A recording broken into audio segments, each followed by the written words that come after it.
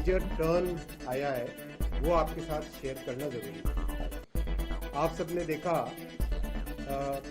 एक लंबे टाइम तक देश में मैन्युफैक्चरिंग को एक इम्पोर्टेंस देनी है करके बोलते थे, लेकिन वो इम्पोर्टेंस कभी तक मिली नहीं। देश की मैन्युफैक्चरिंग में केंद्रीय मंत्री अश्विनी वैष्णव ने कहा, देश की अर्थव्यवस्था में एक मेजर टर्न आया है।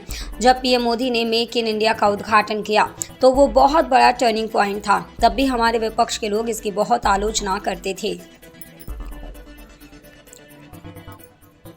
देश की इकोनॉमी में एक मेजर टर्न आया है वो आपके साथ शेयर करना जरूरी है। आप सबने देखा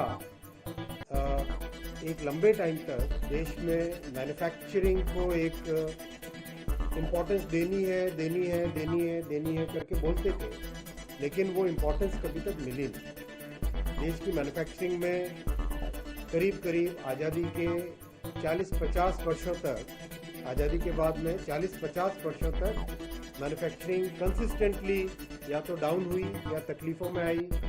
एक तरीके से बहुत ही जो हमारा एस्पिरेशन था, हमारा जो पोटेंशियल था, उस पोटेंशियल को हम कभी पूरा नहीं कर पाए।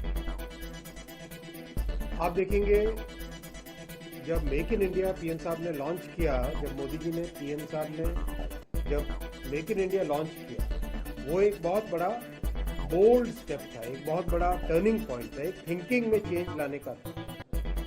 तब भी हमारे विपक्ष के लोग इसको बहुत ही बार क्रिटिसाइज करते थे।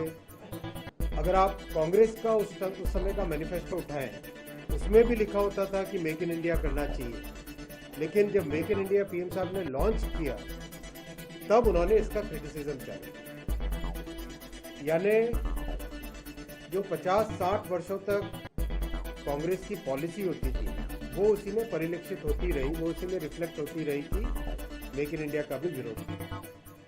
मैं आपके साथ आज बैठा हूँ ये क्लियरली आपके साथ डेटा और फैक्ट के साथ बताने के लिए कि हम उस परिस्थितियों में पहुँच गए जब हम बहुत जल्दी $1 ट्रिलियन एक्सपोर्ट्स के लिए तैयार हैं, और उसके पीछे फाउंडेशन है